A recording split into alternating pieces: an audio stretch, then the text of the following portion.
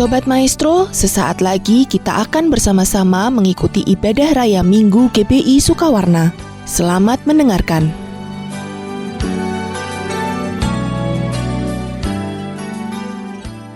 Shalom jemaat yang saya kasih dalam Tuhan Yesus Kristus.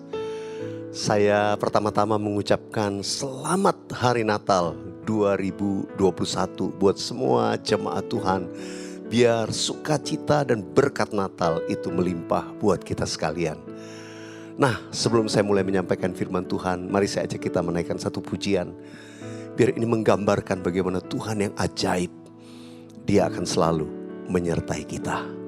Haleluya. Ku hidup karena anugerah-Mu. Kulihat segala perbuatan-Mu yang ajaib. Betapa hatiku bersyukur. Kasih-Mu selalu melimpah di dalamku.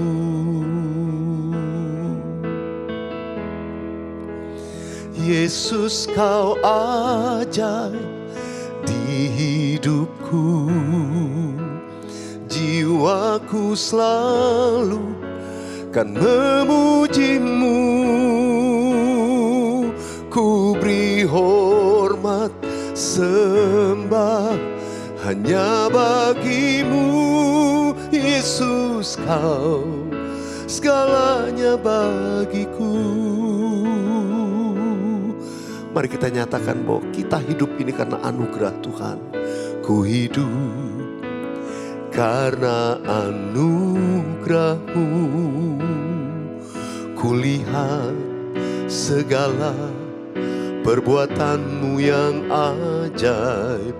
Betapa hatiku bersyukur. Kasih-Mu selalu melimpah di dalamku.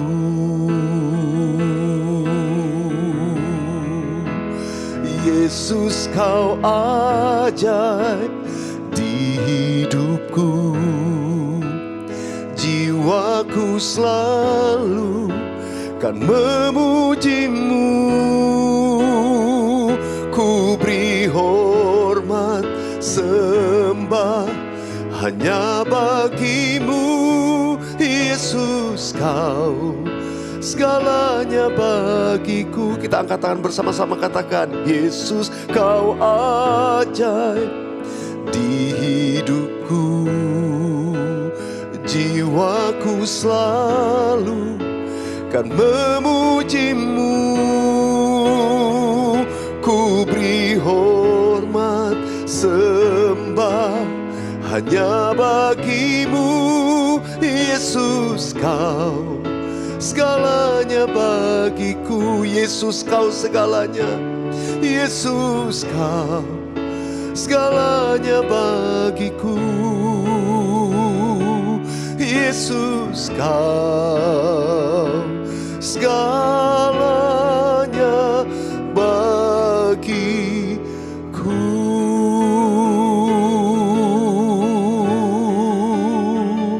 Mari di rumah-rumah kita buka kedua tangan, kita sembah Tuhan Yesus.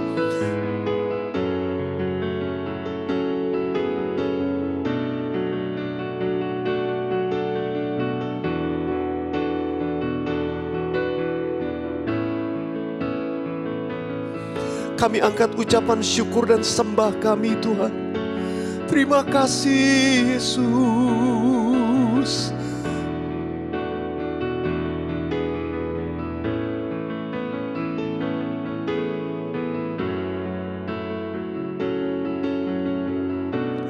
Kalau kami bisa ada sebagaimana kami ada sampai melewati Natal di tahun 2021 ini, semua itu karena anugerah. Kalau kami tetap terpelihara sampai hari ini, kami hanya berkata semua itu adalah perbuatan-Mu yang ajaib dalam hidup kami. Sebab itu hati kami bersyukur. Oh Tuhan, jiwa kami melimpah dengan puji-pujian kepada-Mu. Terima kasih Tuhan. Terima kasih. Sekarang Tuhan, berfirman-Lah kepada kami. Biar dalam ibadah kami sekalipun secara online di hari Minggu ini, kami dituntun dalam rencana-Mu. Tuhan Yesus, terima kasih, urapi hamba-Mu. Urapi setiap umat-Mu di rumah-rumah dimanapun mereka berada saat mendengarkan perkataan firman-Mu ini. Semua kami dijamah, dipulihkan, dibaharui. Dan kami mengalami hadirat Tuhan di rumah-rumah. Dan kami dipulihkan dan disembuhkan Tuhan.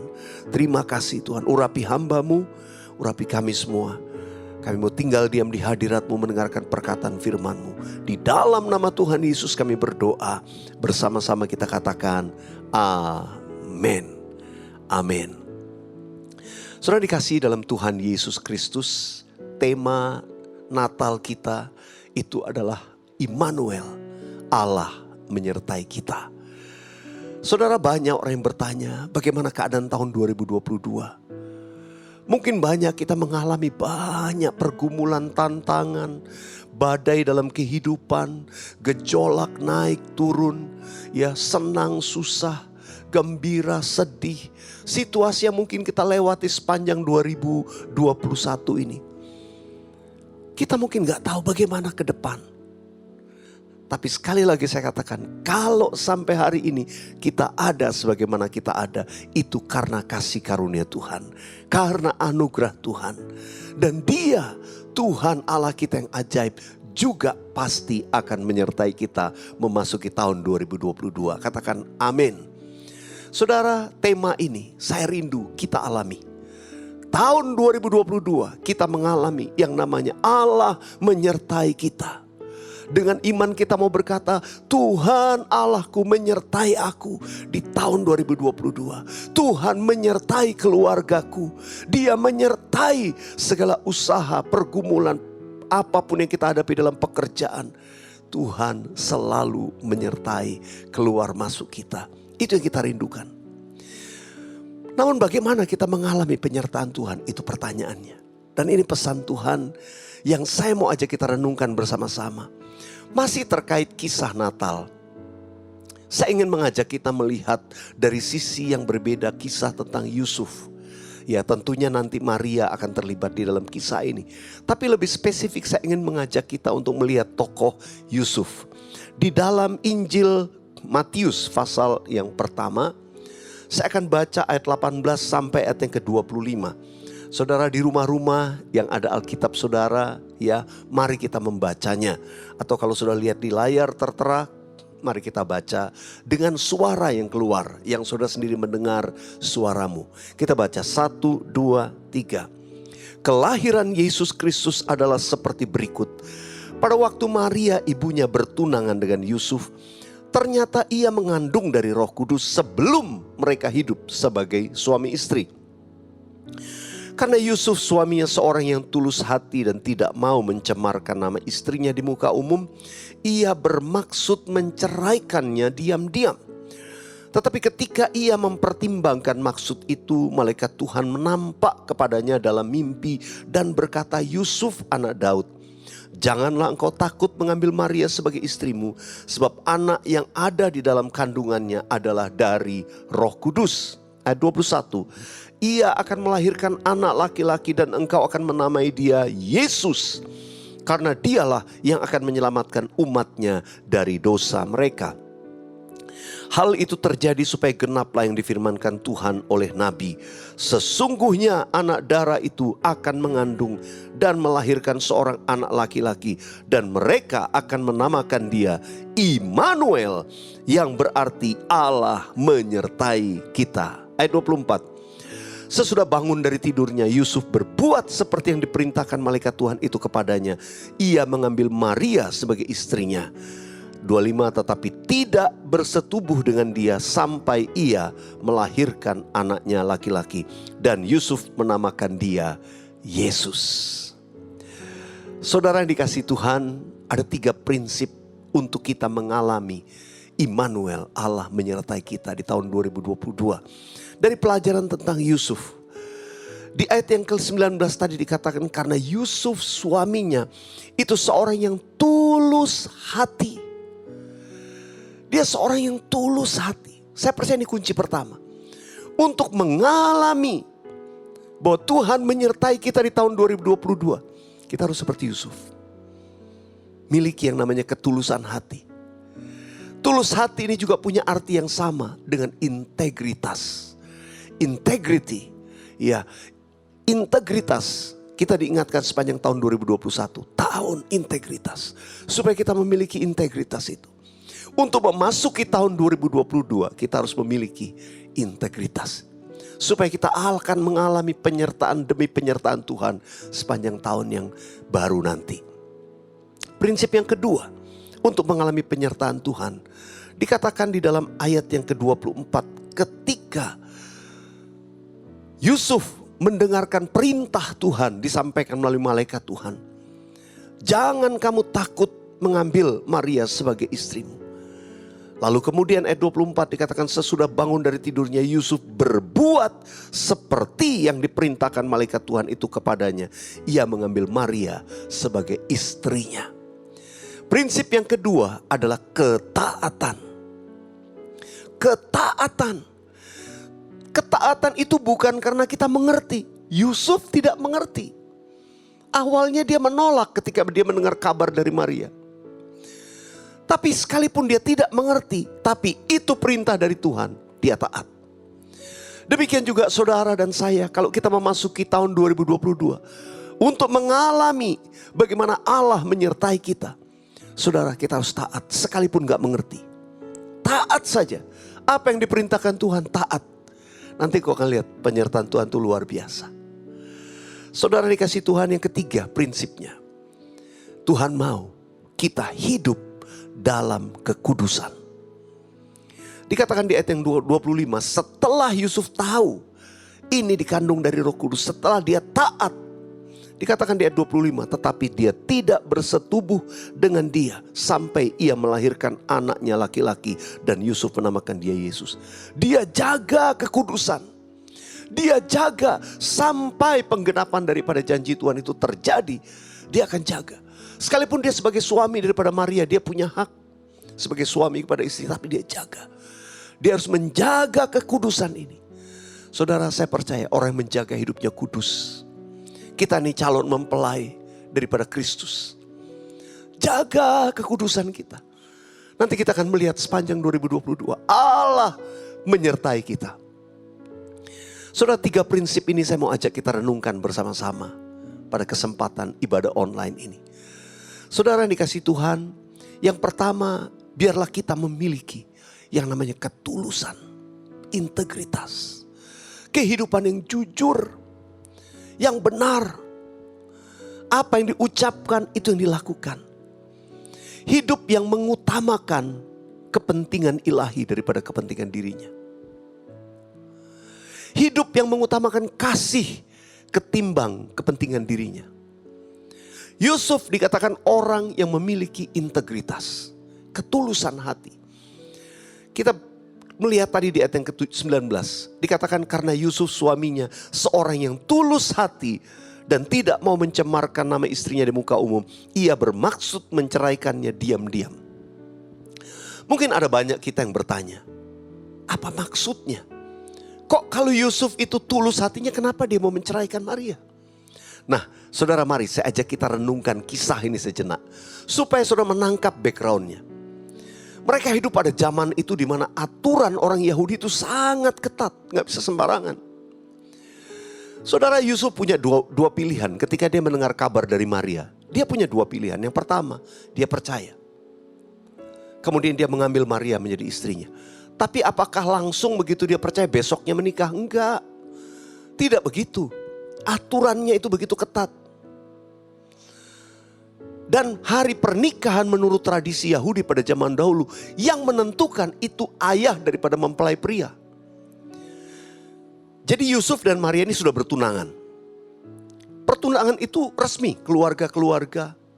Lalu sesudah itu mereka dipisah, kembali lagi. Yang wanita ke rumah orang tuanya. Di situ dia, kalau istilah zaman sekarang, dipingit.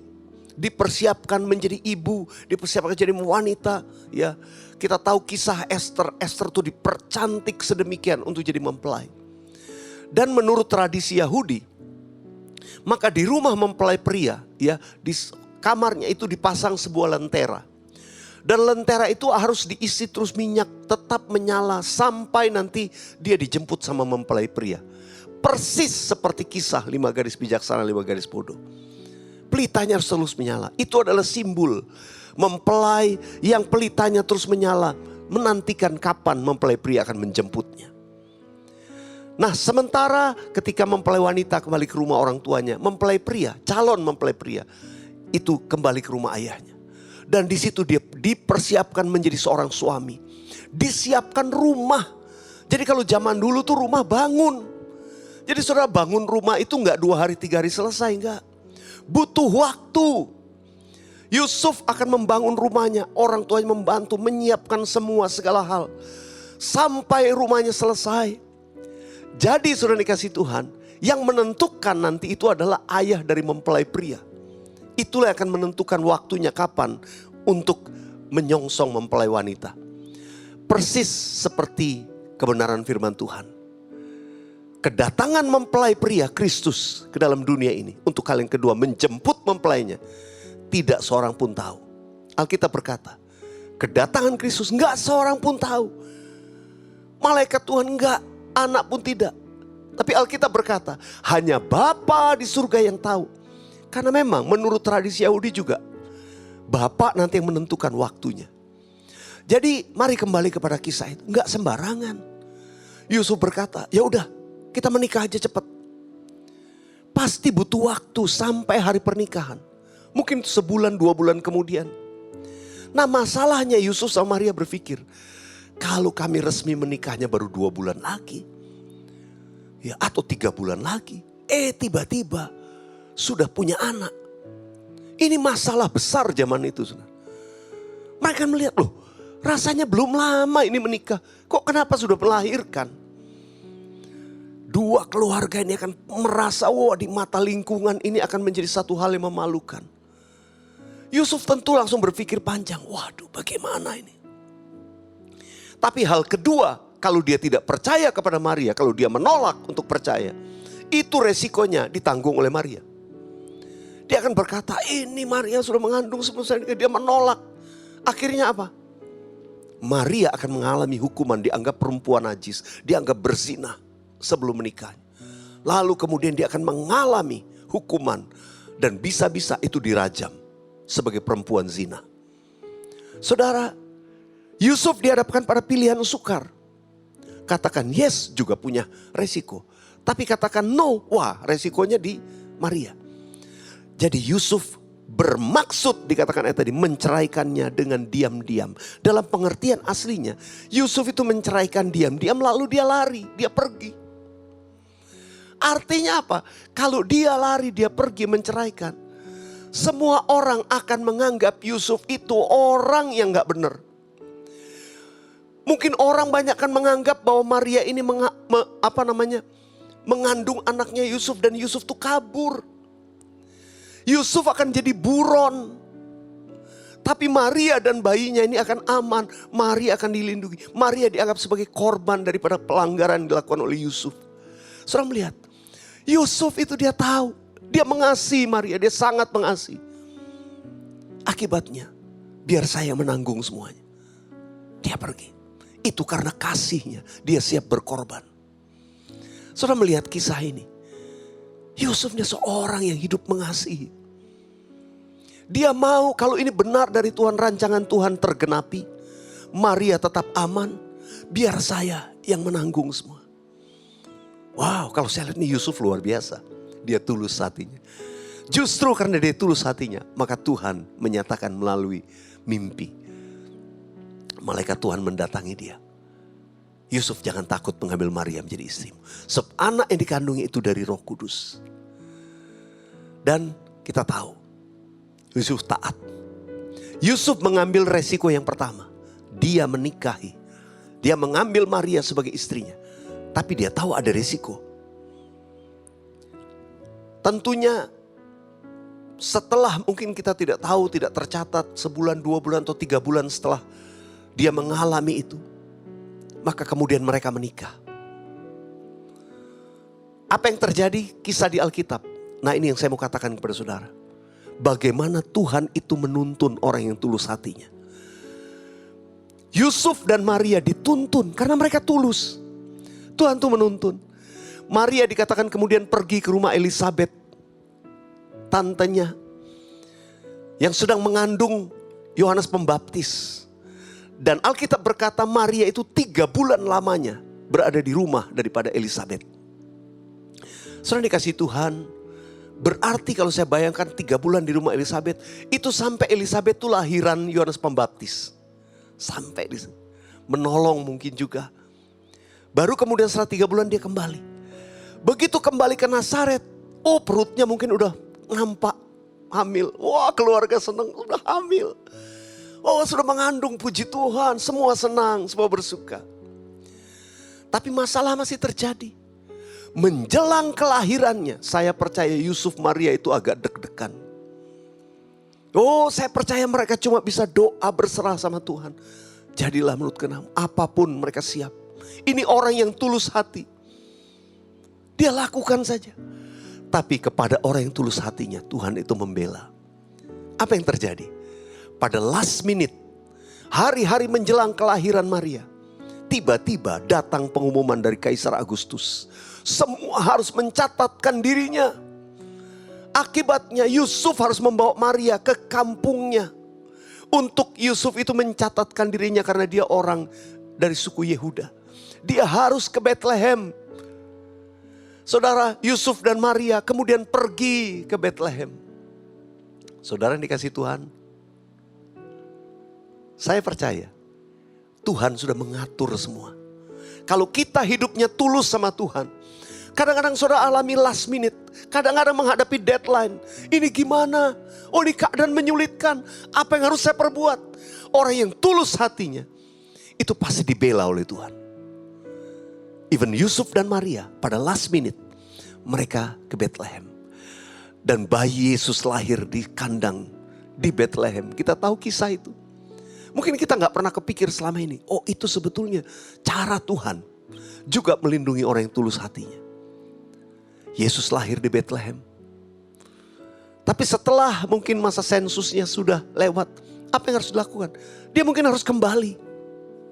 Dia harus kembali. Nah, begitu kembali ke Nazaret, kok sudah ada bayi? Ini bisa rame lagi, saudara. Tapi Tuhan itu baik. Tuhan sudah mengatur. Skenario surga itu luar biasa.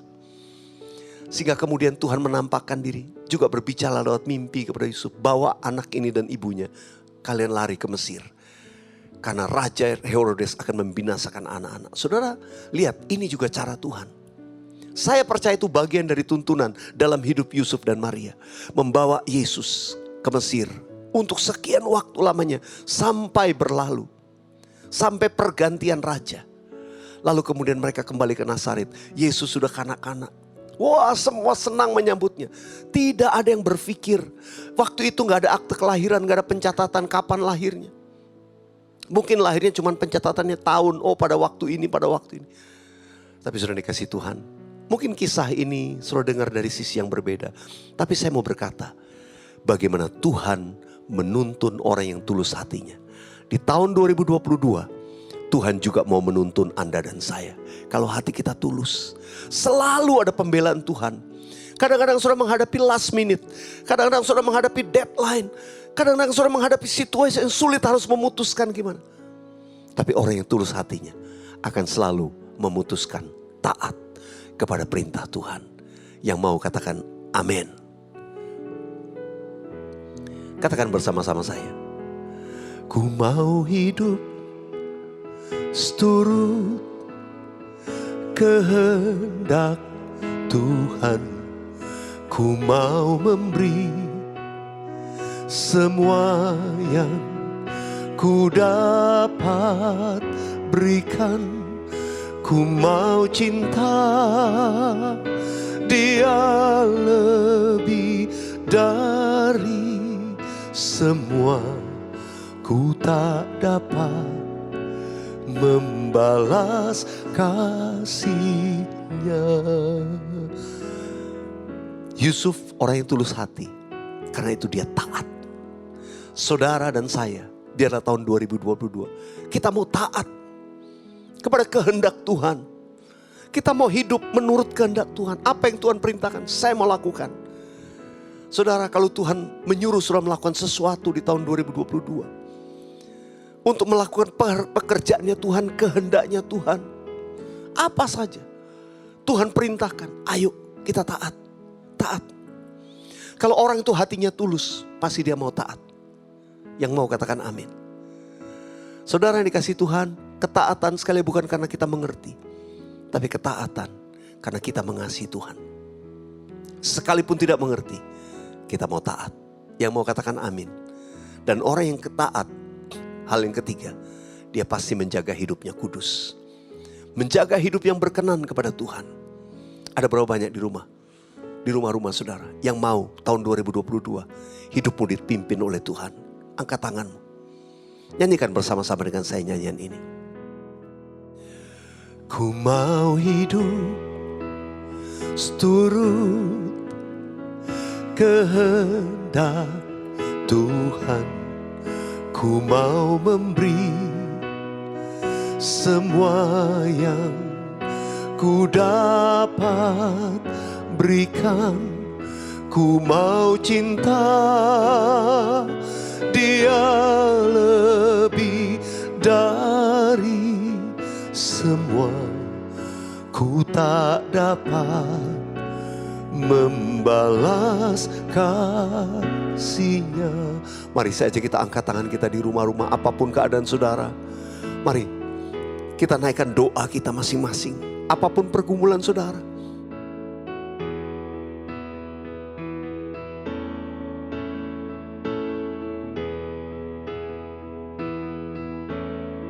Engkau yang membela orang yang tulus hatinya.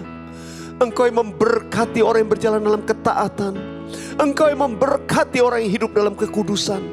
Biarlah tahun 2022 kami akan hadapi dengan iman bahwa Tuhan Allah menyertai kami. Engkau Immanuel. Dan sungguh Engkau memberkati orang yang tulus, orang yang taat, orang yang hidupnya kudus. Tuhan, Engkau lihat tangan-tangan yang diangkat di rumah-rumah. Kami mau melakukan kehendak-Mu. Kami mau hidup seturut firman-Mu. Kami mau berjalan dalam integritas kekudusan. Kami mau menjadi orang-orang yang taat dan menjaga kehidupan kami kudus dan benar di hadapan-Mu. Terima kasih Tuhan. Kami tahu tahun 2022 kami akan diangkat naik dan tidak turun. Tuhan akan buat kami jadi kepala dan bukan ekor. Kami akan melihat tingkap-tingkap langit dibuka dan Tuhan mencurahkan berkat berkelimpahan bagi kehidupan kami. Tuhan berkati setiap umat-Mu di rumah-rumah. Kalau ada yang sakit Tuhan sembuhkan. Yang berbeban berat Kau berikan kelegaan. Yang putus asa tidak putus asa lagi. Karena Tuhan memberikan pengharapan yang baru memasuki 2022. Tuhan, Kau lihat setiap anak-anak-Mu. Saat ini kuasa-Mu mengalir dalam hadirat-Mu. Memulihkan, menyembuhkan, meteraikan firman-Mu dalam setiap diri kami. Dan kami sekali lagi mau nyanyikan, memperkatakan sesuai dengan nyanyian ini. Inilah doa kami, inilah komitmen kami di hadapan-Mu. Katakan bersama-sama. Ku mau hidup seturut kehendak Tuhan. Ku mau memberi semua yang ku dapat berikan. Ku mau cinta Dia lebih dari semua. Ku tak dapat membalas kasih-Nya. Taruh tangan di dada, katakan ku tak dapat. Ku tak dapat membalas kasih-Nya. Sekali lagi katakan ku tak dapat. Ku tak dapat membalas kasih-Nya.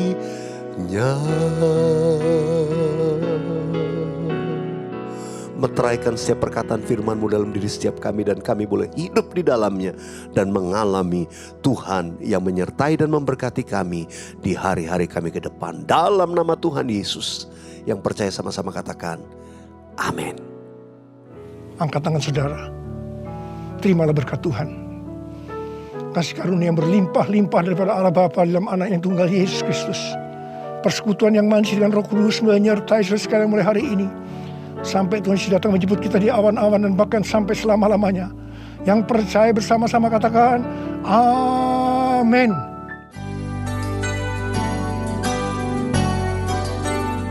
Sobat Maestro, Anda baru saja mengikuti ibadah raya Minggu GBI Sukawarna. Terima kasih atas kebersamaan Anda. Selamat hari Minggu dan Tuhan Yesus memberkati.